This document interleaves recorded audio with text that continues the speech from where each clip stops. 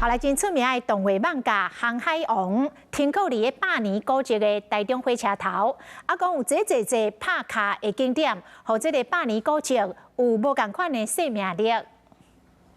经典的漫画《航海王》头一届来到台中火车头登场，里面的角色很感人，就是很友情啊，一起战斗的感觉。然后我买到个超可爱的角吧，还有很多。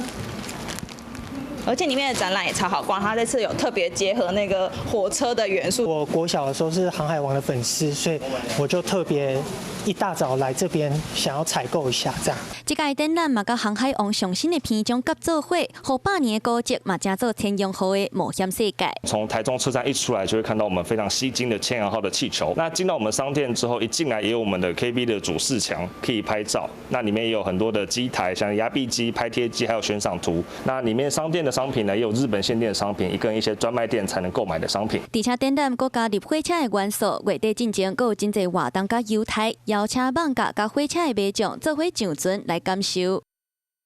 Hello， 大家好，我是林文。想要抢先掌握最及时的新闻资讯吗？赶快订阅、按赞、开启小铃铛，锁定华视新闻的 YouTube 频道。